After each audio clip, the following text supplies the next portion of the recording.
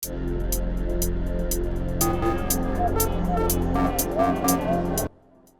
বছরের উন্নয়নের এত গল্প, স্থানীয় এবং জাতীয়ভাবে এত এত টুর্নামেন্ট, কারি কারি টাকার ঝলকানি। কিন্তু ফেনী জেলা শহরের একমাত্র ভাষা শহীদ আব্দুস সালাম স্টেডিয়ামে গেলে মনে হবে উন্নয়নের বয়ান শুধু ছোট্টবেলার মামাবাড়ির গল্পের মতো। ধুকে ধুকে মরতে বসেছে ভাষা শহীদ আব্দুস সালাম স্টেডিয়াম। আরো নিচে দাও, ডিফেন্স বল সে ধরবে ধরবে।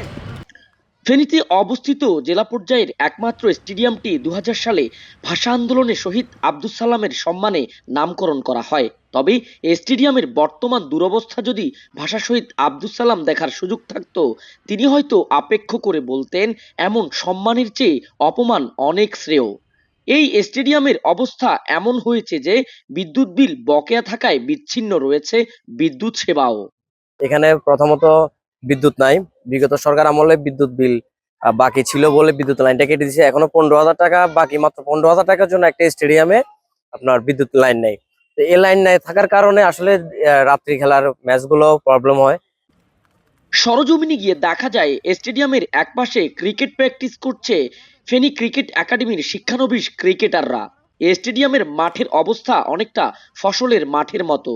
মাঠ থেকে উঠে গেছে সবুজ ঘাস, বড় বড় খানাখন্দে ভরপুর। ফুটবল কিংবা ক্রিকেট কোনো খেলারই উপযোগী নয় এই স্টেডিয়ামটি। তো দেখেন, আমাদের আউটফিল্ডের অনেক সমস্যা রয়েছে। আর একটা ফিল্ড, ফেনীতে শুধু একটা স্টেডিয়াম রয়েছে, বাট কোনো কাজ কিন্তু আমরা খুব একটা দেখতে পাই না।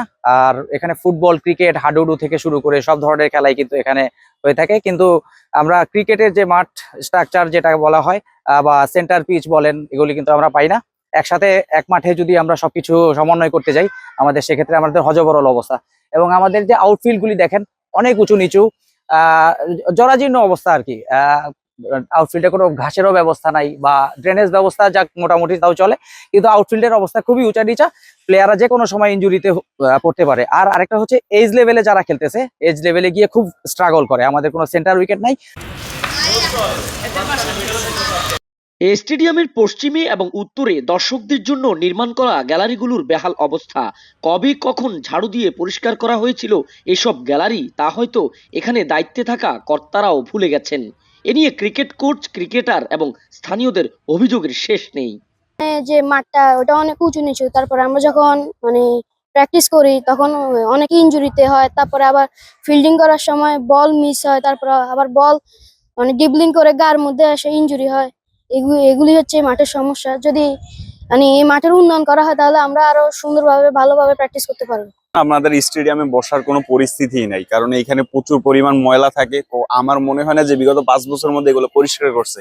এবং মাঠে যে প্লেয়ার গুলা খেলে, মাঠের অবস্থা খুবই খারাপ। ওই কোনার দিকে দেখেন যে এত উস্কোস, একটা বল প্লেয়ার জানি দৌড় দিবে সেই পরিস্থিতি অর্থাৎ থাকে না। জেলার একমাত্র বড় স্টেডিয়ামে এটা, এখানে তো তরুণরা খেলবে, শিখবে, এই পজিশনে তো খেলতে পারে না। এইভাবে যে ভাঙা খাত কোণের মধ্যে পা অনেক ইঞ্জুরি হয়ে যায়, জামালা। এগুলো যদি নিষ্কাশন করে যদি একটা ফিনিশিং ভাবে মাঠ করা যায়, তাহলে ভালো ভালো প্লেয়ার বা ফেনী থেকে উঠতে পারে। এটাই। এদিকে স্টেডিয়ামের সাথেই রয়েছে মার্কেট, যেখান থেকে বড় অঙ্কের আয়ও আসে। কিন্তু আয় ব্যয়ের হিসেব নিকেশ চাইতে গেলে দায়িত্বশীল কাউকে পাওয়া যায়নি। দীর্ঘ 1 সপ্তাহ স্টেডিয়ামে আসা যাওয়া করেও কেউ দায়িত্বে না থাকায় হিসেব নিকেশের খাতাটা আর মেলাতে পারেনি।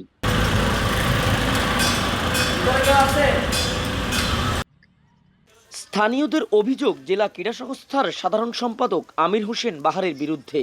এই আওয়ামী লীগ নেতার নেতৃত্বে স্টেডিয়াম মার্কেটের দোকান বরাদ্দ, সিকিউরিটি বাবদ অর্থ এবং মাসিক দোকান ভাড়া সবকিছুতে হয়েছে ৯-৬। মার্কেটের উপার্জনের টাকা দিয়ে স্টেডিয়ামের সংস্কারের কথা থাকলেও সেখানেও বাহারের নেতৃত্বে থাকা ক্রীড়া সংস্থা দিয়েছেন শুভঙ্করের ফাঁকি। আরো নিচে দাও, ডিফেন্স বল সে ধরবে ধরবে। ফেনীর ক্রীড়াপ্রেমীরা বলছে ফুটবলের পাশাপাশি এখানে কাবাডিও হয়ে থাকে। জেলা ও আঞ্চলিক পর্যায়ের ফুটবল, ক্রিকেট, হ্যান্ডবল, কাবাডি খেলার অন্যতম ভেন্যু জেলার এই স্টেডিয়াম। যদি এটি সংস্কার হয় তবে প্রাণ ফিরবে জেলার ক্রীড়াঙ্গনে। ফেনীতে ক্রিকেট, ফুটবল, কাবাডি এবং ভলিবল খেলার একমাত্র ভেন্যু এই ভাষা শহীদ আব্দুস সালাম স্টেডিয়াম।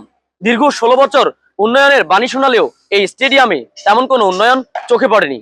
স্থানীয় ক্রীড়াপ্রেমীরা বলছে এই স্টেডিয়ামটিকে সংস্কার করলে এখান থেকে উঠে আসবে আগামীর সাকিব আল হাসান, তামিম ইকবালের মতো ক্রিকেটাররা। তানভীর চৌধুরী, বাংলা ভিশন, ফেনী।